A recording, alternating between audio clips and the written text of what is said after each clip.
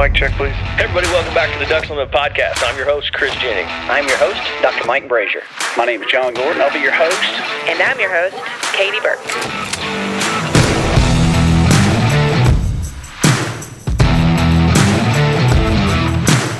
Welcome to the Ducks Unlimited podcast, the only podcast about all things waterfowl.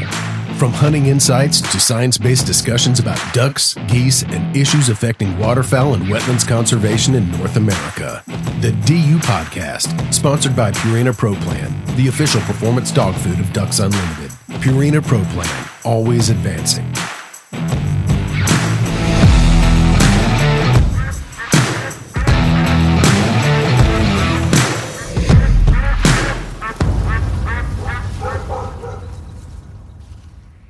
Hi, everybody. Welcome to the Ducks Unlimited podcast. I'm your host, Katie Burke, and today on the show, I have callmaker and collector Brian Byers. Welcome to the show. Thanks for having me. So we are at, and I'm not sure what order these will come in, but I've done a few. I have like a little series for Callapalooza coming out, and we are at Callapalooza. And can you explain just a little bit about why you come to Callapalooza and what your kind of goal is here, and how many years have you been coming to? I've made every single year that John's had Callapalooza. Okay, so each person has had, doesn't know, is it 5 years? Yep, this is the 5th year. Okay, so what has that been like over the 5 years? How's that changed? And what have you done here has it been the same every year, or are you kind of... So John started out 5 years ago as kind of a get-together. Yeah. And it has grown every year. Okay. He's changed little things up and made it a little bit better every year, so it's not the same activities year after year after year. There's always something new, something fresh. Okay.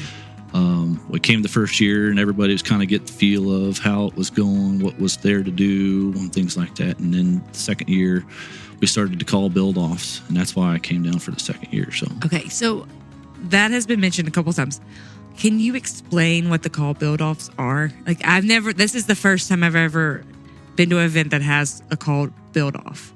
So it's a lot like on like TV shows, you see like Forged in Fire or Biker Build-Off or cooking shows that have the time competitions and things like that. So this is our version of that, to build a call with certain criteria in a certain amount of time. So how long do you have? So Does it changes every year. Okay. It depends. The first 2 years we had teams of 4. Okay. Against another team of 4. Okay. And then that was the first 2 years. Then the third year they had 8 guys, 1-on-1. Okay. Bracket style. And then this year they've got teams of 2, 2-on-2. Okay. And how long do they have this year? I think they've got 4-hour sessions to build one call. Will that be like a highly detailed call in the 4 hours, or will that be like, what will that turn out as? So this year they have 2 parts. They've got a decorative style element to it on a working call. So most of the judging will be focused on the sounds coming from the call. Okay. But there's also a decorative aspect to it. Okay. So one call maker of the team is dedicated towards sound, and the other team member on is dedicated towards the decorated. Okay. So yeah, that's how they've been paired up. So does John pair people up, or do y'all can you enter as in and you join with a team, or how's that? How do you pick who's going to go with who? So Ronnie Turner's in charge of selecting the team members, and several of us kind of feed Ronnie names of who would be good, and he pairs them up. Oh, cool. So I saw they're in the studio down there making John's shop. Yeah. So when will you judge? When will that be over? When will that judge? I think they're judging the last call. So yesterday, which would have been Thursday, there's one team went for 4 hours in the morning, one team went for 4 hours in the afternoon. Today they're doing the same thing. Okay. And then tonight they're judging those calls. Okay. And then the top 2, then they'll get to go tomorrow, and then they'll build another call tomorrow. So it's like a bracket as well. Yep. That's a lot of call making. Yeah. So it's 2 rounds. Okay. That's interesting. Are you in it this year? No. Does that feel nice to not have to do it, or you wish you were doing it? A little bit of both. This year, I do some seminars down here and teach some classes. Yep. Do the build off, but this year I'm just taking it easy. Yeah, that's nice. All right. Well, that's cool. Since you're just taking it easy this year, did you bring any calls? Are you showing any of your calls at all, or? I'm right now in the process of moving houses. Okay. And so my shop is in 2 different places and not functional. So I didn't really I brought a couple calls, but not normally what I bring. Did you bring anything to like trade? I did. Okay. I was just saying, because you're also a collector. So I figured you were like, do you have your eye on something? I've looked at everything here. Yeah. Okay. All right. So that was we went off a tangent, but let's go back and let's kind of go back to where you started. Like, where did you get started hunting? What was that like growing up? And then, like, when did you get into waterfowl and all of that? The whole backstory. So I grew up in the northeast corner of Kansas. Okay. We were outdoors family. Dad always took us hunting, fishing, wherever. And then I graduated K-State and then moved to Illinois and transplanted there and had no idea who anybody was. Yeah, okay. Started completely from scratch. Whereas back where I grew up, I had access to a lot of different places. I knew a lot of people around home. Could go about where I needed to do whatever I wanted, but now I'm starting over from scratch. Okay. I got into making coyote calls first. And so I made my own coyote calls to call in coyotes. Why? How did you get into coyote calls? I wouldn't even think about like having a call for a coyote. I don't know why. I never even thought about that. So they used to. So I grew up out in country, and they used to wake me up at nighttime. And so I started making coyote calls to kind of call them in, and got addicted to calling, animals. And then I read a Field and Stream article way back when, and it said how to teach or how to build a turkey call. Okay. And so it taught me how to build a turkey call and went through all the steps. And so I built a turkey call to try to call in a turkey. Yeah. Did it work? And it did. Yeah. It wasn't very good, but it did work. It did work. And then moved to Illinois, and there wasn't a whole lot of coyotes around. Right. But there's all this waterfowl. Yeah. It's a rich area for waterfowl. Yeah. And building coyote call is not that much different than a duck call. Okay. And so then I kind of switched gears and started building waterfowl call. What's a coyote call look like? Does it look kind of like a crow call? It takes the insert out of a duck call, and that's pretty much a coyote call. Okay. Yeah. So I feel like I've seen one. I'm trying to remember if I've seen one, but I feel like Herders made one. Did they make one? Yeah. Okay. Anyway, so that's how you get. So at any point were you like, when you started making a duck call, were you aware of the heritage in Illinois of call making? Yeah. Yeah. It's just so rich in history. Yeah. So that come across kind of early in your call making? Yeah. So where did you start? Were you waterfowling hunting in Illinois pretty early, or how'd you get hunting in Illinois? Like waterfowl. So a few of the guys I work with, I said, hey, take me hunting, I'll give you a call. Really? And so that's how I kind of built some friends around the area, and then how I kind of got access to certain places to go with them, was their farms and stuff. And so one of the farms that we were hunting coyotes on, it would flood when the water would get real high. Yeah. And we sat there and called in ducks on the same place that, a week or two before we would call coyotes because it was dry. So yeah, okay. That makes sense. So yeah, and I guess because you said you work at Caterpillar, so that you would have some hunting people in that. Yeah. Yeah. I feel like it depends on where you're hunting. It depends on if you're working somewhere else, you may not have any hunters. But so what part are you in Southern Illinois? Like, where are you located? Where are you hunting mostly? Right smack dab in the middle. Yeah, right in the middle. Okay. Yeah. Yeah, that's cool. So what were your calls? How did your calls? So when you first started making duck calls, what were they like when you first began? And then how did they evolve? They started pretty plain. Just simple woods. And then I started seeing some guys doing some checkering work. And so I was like, I gotta try that. I want to see how that would be. And so I had a real good friend down in Grafton. Okay. His name's Wes Townsend. And then I had a couple more buddies in Tennessee, Billy Hayes and Bob Weisman. Yeah. And they taught me how to checker. And then I kind of got that under my belt a little bit for a few years. And then I said, all right, Wes, I want you to teach me how to carve. So then Wes taught me how to carve. And you found that easy? Like, I found, like, now, like, we were talking about this, I was talking about this while we were here with other people, but, call making, historically, people wouldn't help others. like in the older days, but you found it fairly easy to find someone to kind of like mentor you or help you through the process early on? Yeah. So if you showed a little bit of effort, Okay. Older guys would, see that you're taking interest in it and help you along. Okay. They weren't going to just spoon feed you information. Right. Okay. If you didn't show any interest or show any effort to put towards it, then they're not going to waste their time. All right. So I guess I feel like, okay, I think it was Mike Lewis. This was a long time ago, so I'm probably going to butcher the story, but I think it's actually on a podcast episode. So if you want to listen, you can go back. But he was telling me, Billy Sparks, he said that he tried to get him to show him what he was doing and he wouldn't. And then he had to go make a call and bring it back to him. And basically Billy would be like, this is wrong with this. Like, tell him what he did wrong. And then you have to go back by himself and try again.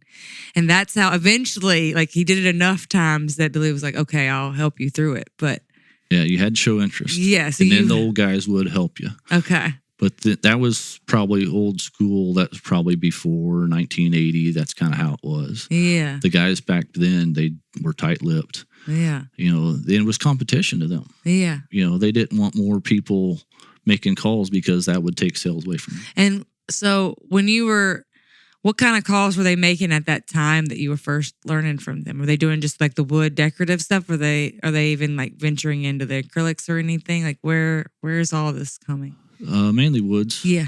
Yeah. And that's about when stabilized woods were starting to kind of come in a little bit. But mostly it was woods. Okay. Simple, hedge, African blackwood, cocobolo, those simple. Yeah. So this is kind of a different question, but I was talking with someone along with on the decoy side, when we're talking about the old gunning decoys, makers were making all these gunning decoys for people to hunt over. And then the plastic decoys came out, and then carvers kind of shifted gears to do the more decorative carving just to kind of keep their business going. And then there's been a tradition of going back into the gunning. What was that like for calls, as for call makers? Did this shift when the acrylic mass produced, when they were coming out, did that change focus for custom call makers at all, or were you? No, they just kind of got to move through it. Yeah. It's some guys the acrylics, because they don't change sound with moisture. Right. If you're say someplace like Arizona, right? Uh-huh. You build a call there, it's got a certain humidity level, and then you go to the marsh in Arkansas, and you get all that humidity, and then that wood changes shape, and then it changes the sound and everything, where acrylic won't do that. Yeah. So that's kind of how acrylic has a little bit more of a benefit. Okay. As you're changing major locations. But so do you have to think about that when you're making the call about where it's going to be used? Absolutely. I never even thought about that. That makes sense. I mean, I think about that in the terms of restoring, or not really restoring, but conserving these wooden items. I have to think about, I don't want it to swell and shrink because that can break the call. But yeah, I didn't think about it. Even, I guess, how much does moisture from your mouth have to play into? Oh, big time. Big time? So we have a big competition for the NWTF in Nashville. Yeah. And at the Opryland Hotel, they have massive dehumidifiers in the conference area that we hold the competition. And there's wood calls that go there that get dried out because that dehumidifier and they crack.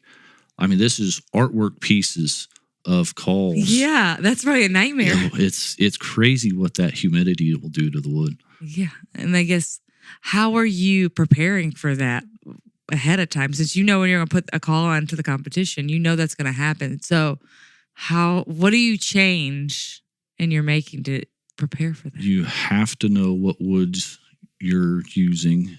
Okay. You can't use fresh cut wood. Okay. Because that's got a high humidity, high moisture content in it. Okay. You have to know that it's dry. You have to know how long it's been dry so it's stable to where when it does adjust, it does move a little bit. It's not going to make major movements where it's going to crack. Yeah.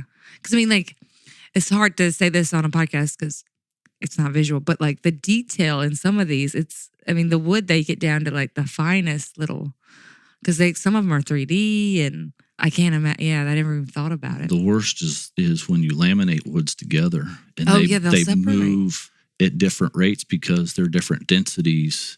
And like the laminated division is always the toughest because the judges are always looking for cracks or gaps or differences in height in the woods of your laminations. So yeah, you're having to think about that. Your car. So what you're saying is basically for the competition, like at certain competitions, you're thinking about that entry on how it will react there. Because technically you don't need it to react well once you bring it home or you sell it. Like, I guess if you're selling it, that's a different situation. But yeah, it's more about what your environment where you're going. Yep. I never even thought about that. Little things like that make big differences. Yeah. So so you're having to plan that out. How far in advance are you starting to think about? Do you enter every year for NWTF? So how far in advance are you thinking about what you're going to do that year? My laminated calls are done 6 months ahead of the contest. So they have a chance to acclimate, adjust, move, settle in. Yeah. And then I do that final sanding the week or two before the competition, send them off. So you kind of, So my gluing and everything is done, shape and everything is done 6 months ahead. Oh, wow. Do you think everyone does that? I don't know.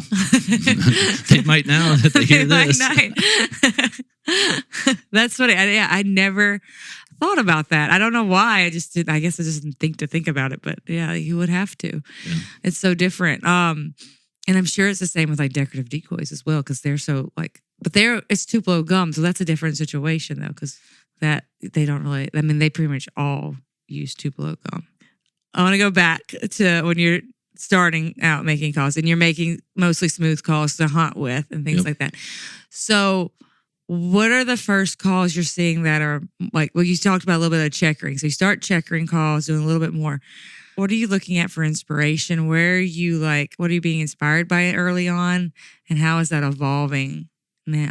So you always look to kind of see what your predecessors have done, get inspired, from their work, put your twist on it, make it look like your work to where you're not copying their work. Yeah. But a lot of my calls have got major inspirations from the guys that I learned from. Yeah, I mean, you that's art in general. My stuff looks a lot like theirs, but in my own different way. Yeah.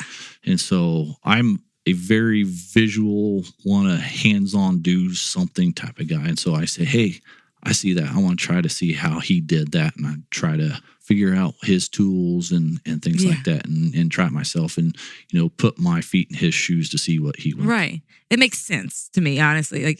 And I'm not an artist, or I gave up all that a long time ago. But I understand, you play with a certain style of what someone's doing, and then, you're learning that style, and then you learn that. Then once you can do what they're doing, or to some extent, then you can play with it and have more freedom with it, right? It takes. You can't. It's easier to try it and then change, then learn a different thing and then change it to what you want than just trying to just do what you want first. Does that make sense? Yeah. Okay. Yeah, because I always people learn the basics first and then explore and expand. Yes, exactly. Because it's just people always are I think it's not just call making, but art in general. It's all of it is just looking at your predecessors, repeating what they're doing, and then you will put your own stamp on it because you're not them. You're a different person. You have a different perspective. You're hunting in different areas. You have all these other things that come in to change it. So yeah, it makes sense. I don't think people should be so scared to copy what people before have done. Does that make sense? To a point. You don't want to just blatantly copy stuff. But learn the basics and then put your spin, put your stamp, put your personality into. Yeah. So, okay, this is where I don't know anything about call making. Walk me through how you figure out what sound you want that you like. Does that change? Does that change continuously? How does that work from when you first started making it just to kill ducks versus how have you changed the sound, and how does that process work? I don't really understand that part of it. I'm not a musical person. I know it's basically a musical instrument. It's all kind of how you hear it and how you want it to sound. Okay. So you start with, going to several places and trying different calls. Okay. See how they sound. I don't like this. But then you start playing around with it. Hey, if I trim the reed here, if I cut this, if I sand here, And then you start through the whole learning process. There's, I don't know how many different variables that affects how a duck call sounds on the tone board. That's where I get confused, because it feels like, I feel like you would start messing with it and like, it's its own rabbit hole that you can go down and spend years at. Okay. So how much does having an ear for it matter? I'm guessing that's really important. Yeah. Does just any little thing change the sound? Like, is it very small movements that change the sound, or is it thousandths of an inch? Thousandths of an inch. It really is. I mean, there's certain places where the fibers, if they get wet, the wood fibers, and when wood meets moisture, fibers raise in certain woods, like walnut especially, it's bad. Yeah. Those fibers, when they raise up, then they lift the reed up, and it completely changes the sound of the call. Oh, wow. So you're having the microscopic changes, Yeah. Okay. And then are you blowing it so then that moisture gets in there so then you can see what happens when... And you're trying everything in your power to minimize all of those external effects so they don't affect how it sounds long term. So that's where your stabilized stuff comes in. That's where your finishes come in. That's where, certain woods are better than other woods because they don't change over time. They don't change with moisture. It's almost like a science. Oh, it's absolutely. That's really interesting. Yeah, it's so much more complicated than I think people realize. Yeah. So do you still make anything without stabilized woods, or you just stay with stabilized woods now? How does that work? Well, I haven't done stabilized woods. You never have? I have a little bit. So you like the more traditional. Yeah. Yeah. Once they make the pattern and they have made the decoy, now there's carvers out there that never repeat a pattern, but they know what it's going to do, right? They have figured out how, and they can always add different personalities and things because especially if they're doing like the hand chopped and things like that, that's different, but they basically know what they're going to get. So once you create a pattern for a call, like is it the same, like you can recreate it, or is it, because it's a different piece of wood, is it going to just be a different beast, like every time you go through it? I hate doing different things multiple times the same way. Okay. I want my calls, I like all of them to be a little bit different because doing two of the same thing is boring. Okay. Every one of my calls is just a little bit different. Yeah. Okay. But I guess my question is though, if you did do it the same way, would you have to change because it's a different piece of wood? For the sound, would it not? It wouldn't be the same, right? Because you would have to. Because you say it's 1,000th, so you'd have to change it and tweak a lot by ear. Visually, it all can look the same. You can go through the same process, but until you start blowing the call, seeing what's going on, see how when you're here and listening, see how the reed's reacting and all that stuff. Hey, I need to clip here on the reed, or I need to sand right here. It could all visually come off your jig absolutely the same. Okay. But until you put a reed and cork in and start blowing it, then you're starting to do everything by ear. Okay. So you're just fine-tuning it. Do you ever fine-tune it too much? And then you can do that. Yeah. And you're like, trash. Yep, there it went. One swipe of the file, sometimes it will go from almost there to terrible, in the trash it goes. So I'm guessing you're making sure you're not etching or any of that stuff until you have the sound just right. Yeah. You're fine-tuning it down, and then, it can go in the trash. So let's take a little break right here, and we'll come right back.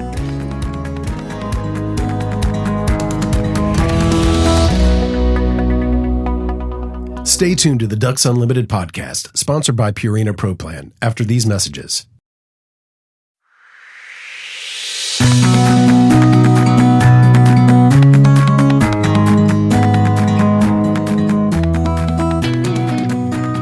right, welcome back. All right, so we've talked in detail about making, which will probably fall back into it, but you're also a collector. When did you start collecting calls? And how did that, what's your evolution in that part of your call? When I started making the predator calls, I started collecting predator calls just to see how other people were making stuff. And I found it interesting, the handcrafted stuff. It's so unique. It's so individualized. It's so neat to see how everybody makes their stuff. Right. And then it just evolved into collecting duck calls too. Okay. So when I started first making duck calls, went down we had a big show down at Real Foot Lake first week in October. And then we would trade calls. us call makers that kind of grew up together, that same generation that started about the same time. We'd all go down and we'd all trade calls. Okay. And that's kind of how my collection started. And you collect everything, or what are your primary focuses as you collect? I started mainly trading. I didn't sell a whole lot of calls because I was more interested in trading. Okay. And then it graduated into I would sell a few here and there. And then for the longest time, I kind of stayed away from the older duck calls. Okay. I didn't know a whole lot about them.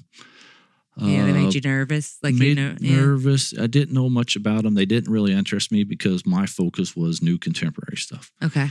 But then as I got exposed to the older calls, I could identify the old calls. I started doing stuff that like checkering. Yeah. Well, then I started finding the old checkered calls fascinating. Yeah. So then I started collecting old checkered calls. And then I started migrating into older brickwork calls. Okay. And because I started making brickwork calls. Yeah. And so it's just kind of in the old carve calls because I started carving calls. So I wanted to see how my stuff compared to their stuff. Yeah. So one of the things that it's always talked about, like when you're collecting decoys, I always are like, put your hands on a decoy, like feel it, touch it, move around, look at it. And what I'm kind of getting when you say that is to make them as well or collect them, you need to like have that hands-on, like you need to hold them. Pictures are okay, but Yeah. there's nothing like holding it right there in your hands and turning it all the way around and looking at it and from all the different angles and seeing how it spins around and just looking at all aspects of pictures. They're only one side of it. Yeah. And then they may guess you breaking them open and kind of like seeing what's in the guts are like and everything like that. Yeah. Trying to guess the tools that they use to make it because, I mean, they didn't have access to the nice power tools that we got now. Yeah. So how did they do this all by hand? Yeah. So did you start when you were is that when did you start doing more things by hand as well because you were seeing them do it? Most of my checkered work's still all by hand. Yeah. But my carvings, I've got, a couple $100 Dremels. Really, it's a power carver. Okay. So you're using dental bits and you're using power and to move all of the wood and remove the stuff. So, Wes told me just carve everything the way that doesn't look like a duck. Yeah. I know. I don't think I could do it. I grew up going painting and things like that. And it's like the opposite. Like you're building you're building up, not building down. And I don't know if I could. It just blows. I don't know. It's so different. Though I saw that you painted for the first time yesterday and you weren't bad at it. I did. Every show here recently, we've had seminars or classes. Yeah. And I try to take or attend every single one of them that I can because you always learn something with them. Yeah. And I've never painted before. And when Joe Booker and Emily Booker, I saw that they were doing this class, I'm like, I've got to take this. I want to try it. I want to see what that, because Joe makes some fantastic work and Emily's just right there. Yeah. And I've got a couple of Joe's calls in my collection and I just think that they're fantastic. Yeah. And I'm like, you can't appreciate the work that they do until you try it yourself. Yeah. You don't really know how difficult it is until that's the same way that I was with checkering. You can't appreciate the checkering work until you try it yourself. Put yourself in their shoes to see what they went through. And then you're like, oh my gosh. Yeah. How long does it take you to checker a call? Anywhere between 4 or 5 days to 3 months. It's funny, this is off topic, but I think about, the older shotguns have all the checkering on it and, they do it by hand now, but man, if they still, I can't imagine like, they're selling these out. Like you're a custom maker, so I'm sure you have your order and you know what you're going to do. Or you're going to put them. You don't. I don't take orders. You don't take orders. No, so I like to be creative and work on what I want to work on, and then whenever I get done, then I bring it to a show like this. Okay. Yeah. So Stevens does the opposite. He takes an order and then he goes down. So you're selling whatever you think is what I want to make. Yeah. What you want to make. That's a nice way of doing it. That's the way I could do. I could do it the other way. It turns into a job if you got to take orders, and then it's no fun. Yeah. Because then you're like, well, if I could go fishing this afternoon, but I got to work on these duck calls. Yeah. Hey, I want to go do this. No, but I got to work on these duck calls. And it just takes the fun out of it. Yeah. Yeah. I 100% get it because that's when I started college. I was an art major and I just stopped. I couldn't do it. I didn't like being told what to do. So it makes sense to me. I didn't realize that's how you were doing it. So you're just making whatever you want to make and then hoping somebody's going to buy it. Trade. Yeah, trade. Yeah, trade. So, okay. So, yeah, it takes you that long. So it's, yeah, I wish they still did it.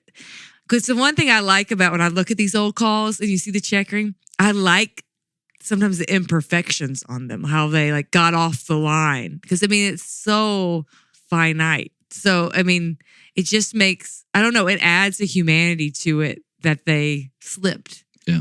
And I like that. Do you like, does it drive you crazy if you slip on one? Oh, yeah. Absolutely. You're like, I'm not going to sell them that one. It bounces off the floor. Yeah. Yeah, I do. I like that about him. I always look for it. Like whenever I hold an old checkered call, the first thing I'm going to do is try to find the imperfections in it. And I think that's almost cooler than the being perfect sometimes. I try to be as perfect and as clean as I can be. You probably won't find too many of those. No, well, I don't find in any of the contemporary ones you find any mistakes. It's usually the older ones, like because they were doing it for a living or they were guides, so they're probably not taking the time that you're taking to get some of these checkers in. Yeah, because there's some that are pretty sloppy too. But they didn't have the nice tools that we got today. No, that's true. Some of them were making their own checkering tools. Yes. Do you have any old checkering tools? Have you collected those at all? I've kind of stayed out of that. Yeah, I didn't know. Yeah, because I didn't know. I know, like there is so many comparisons between call making and decoy making, and like that's the thing that's become like like Cameron McIntyre, which I mean he has collected all of his old. Like it's all old tools. He doesn't use barely anything new, and but they're using all the tools they originally used. But he's basically living like an old decoy carver, but which is he's a little bit unusual in that way. But yeah, it's interesting. Can you, as the maker, like talk about those like relation, like how those things relate in certain ways, like the comparisons between call making and decoy making? It's a lot of it's handcrafted, so there's a big parallel there. Yeah, and then there's competitions. Right, there's duck call competitions, the artwork side of it. Yeah, and then on the decoy side. So you've got, does it float upright? Has it got to stay in the water for so long before it tips? Things like that. Yeah. On the decoy side, where we have the same things on the call side.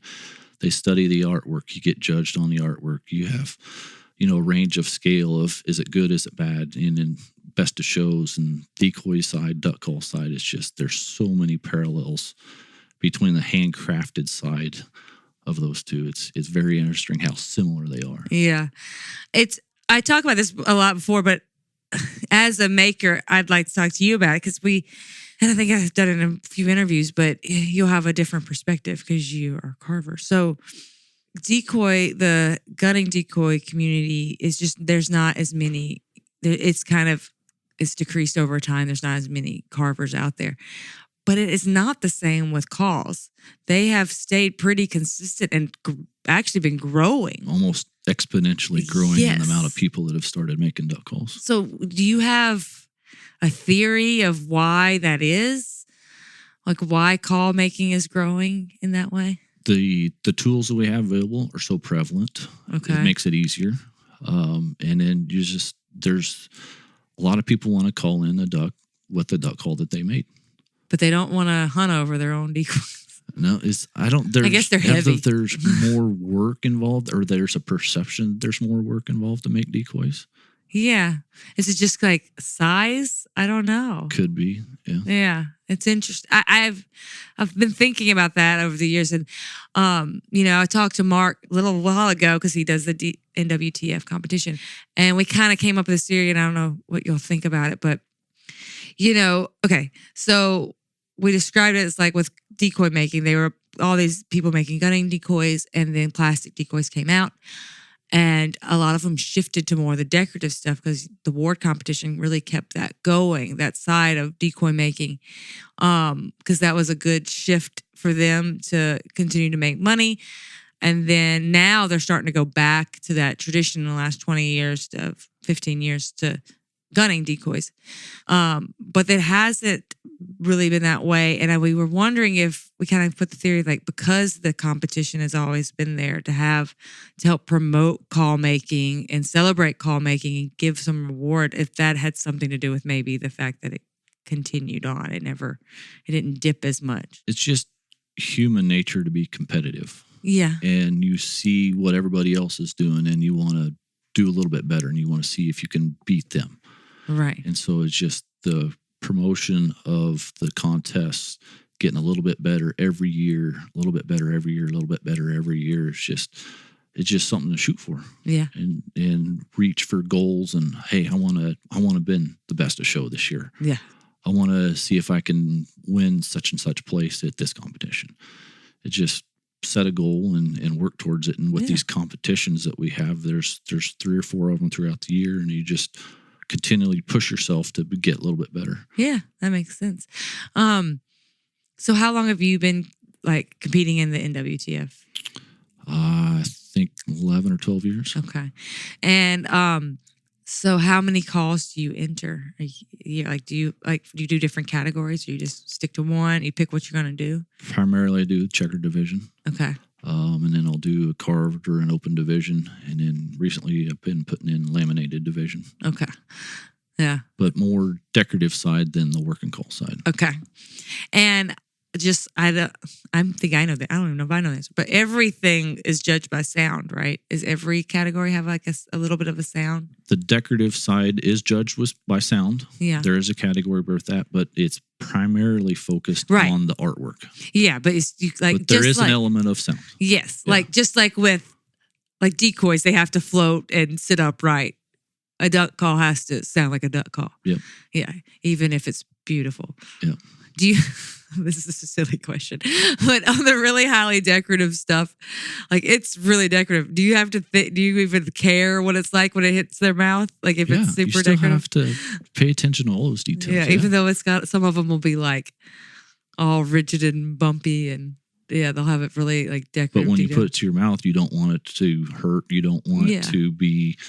If it's not comfortable, it's still got to be a duck call. Okay. Yeah, I didn't even think about that. I just think, because the ones we've had in the museum that are really decorative, and I don't, obviously I'm not going to blow somebody's duck call, but I think about that and I'm like, I wonder what that feels like if they thought about it. Because some of them can be, There's some early ones that are a little bit rougher, but here, the contemporary stuff, that's always a factor. Yeah. So how many different categories are there now at the NWTF?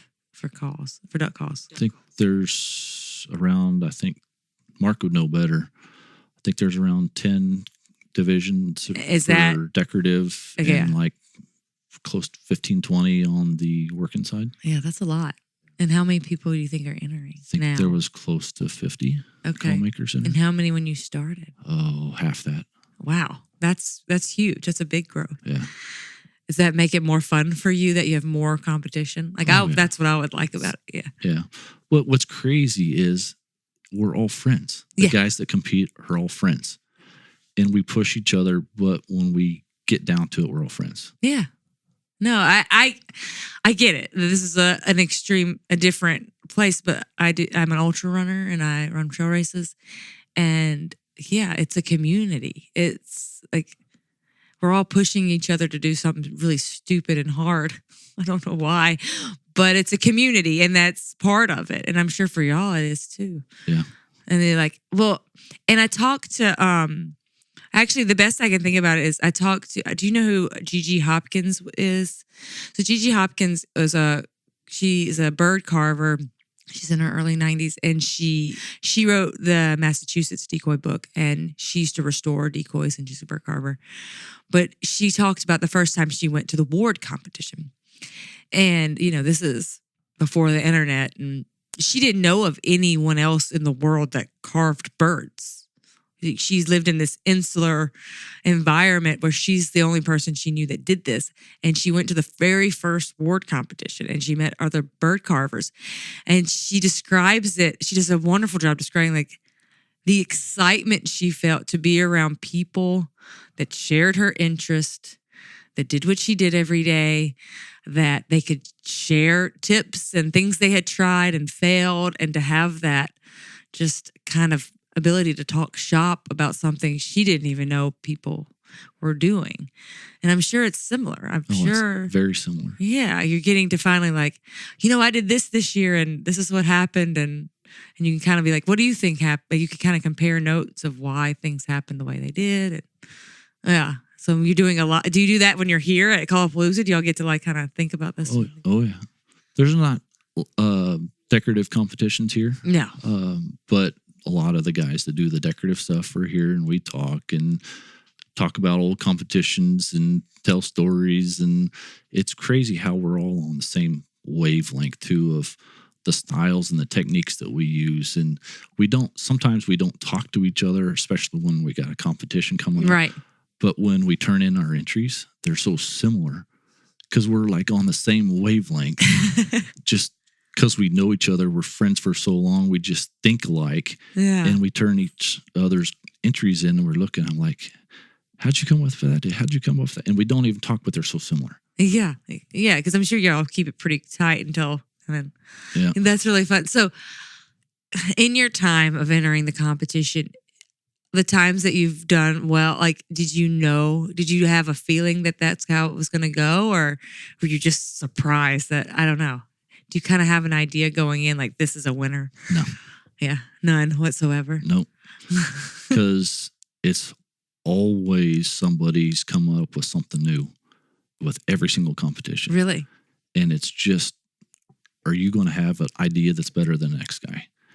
And some of these guys are going 2 and 3 rungs up, every competition where I'm going like 1 run up on the ladder. Yeah. And I'm like trying to catch these guys and they're just like catching another gear pulling away faster than I am. Yeah. So it's never have no idea what you're going to end up once you turn it in. Yeah. So you just winging it in a way. Yeah. Yeah. Do you get there? So y'all get to see everybody's once they've turned them in and you're like, uh-oh. Yeah. Absolutely. Yep. Oh, did you see what he did this year? Yeah. And then do you get to like get them to tell you about how he did it after? Will they do it or will they keep it? It depends on the person. Yeah. Yeah. A lot of us share. Some of us don't. Some of us share quite a bit. Yeah. Well, you be able to handle the calls that get put in? Does everybody get to like pick them up and things? Okay. Yeah. So you'll get to look at it and kind of, I'm guessing as someone who makes a lot of calls, you can make some educated guesses when you see a call. So that's the fun part. Okay. Where we can do something and the other guys can't figure out how we did it. And then it drives them nuts. Then you don't want to tell them. I'm guessing. Yeah. Yeah, I didn't even think about that because you're both making educated guesses on what they did and how they did it. So do you like then go back to your shop and just start trying to figure it out? And sometimes that works out. I'm guessing so. When that happens, I'm guessing sometimes you figure it out, and then sometimes you find another way to do it. Yeah, or something new. Yep. So that's great. That's awesome because then that's how y'all are constantly pushing each other. The calls are constantly getting better. Yeah. Yeah, that's really cool. I never thought about it. So what are you looking? What are your kind of goals? Do you have any like? I know you're in between, like you're moving and you're not really thinking about carving right now, but what are you kind of looking forward to, like with your call making, and like what are you kind of like? What are your future plans going for? I really enjoy doing the decorative stuff. Yeah. I try to enter every decorative competition that there is just to push myself to see how good I can do. Yeah. I really like teaching other people how to checker calls. Okay. The last 2 years down here at Callapalooza, I've had a 4-hour class. Okay. Where we've had students come in and I teach checkering, and I like to see the new guys starting to enter into the decorative side. They're learning the decorative, the artwork side of the duck calls to where they're getting into that. So that's fun watching those guys start and evolve and getting better. Yeah. How many hours do you think you need to put in checkering before you get good at it? Oh, it takes probably 2 or 3 calls worth to start getting a good feel for the call and the checkering tools of how they react to the wood and stuff. but I've been doing it for 12, 13 years now, and I'm still getting used to the tools. Put in your 10,000 hours, as they say. Yeah. Wear out 3 or 4 tools, and then you may have a good start. Yeah. Do you have any advice for someone that's wanting to start getting into call making? Like, what advice would you give someone who's thinking about kind of moving in there? Come to the shows that we have. Talk to the guys that are there. The guys that are there are very willing to share, to help get you started. That's how I started. Yeah. I went to the Real Foot Show and learned so much from guys there, and then I'm just trying to pay it back. Yeah. So I talked to a few guys out here earlier this morning about getting them started checkering. Yeah. And so just come to the shows, show some interest, and guys will talk to you all day long. Yeah. Maybe do some reading up on duck calls before you get there. Don't have to even do that. Yeah, that's funny. That's one thing that I've gotten from a bunch of collectors. They're like, yeah, you need to go read some stuff. Tell me you know something. Yep. Then we'll go from there. All right. So, is there any last thing you'd like to leave with our audience that we haven't talked about? There's so much fun in collecting duck calls. There's so many knowledgeable people out there that will help you on collecting duck calls. Come to the shows, talk to some people, and learn it, enjoy it, because it's so much fun.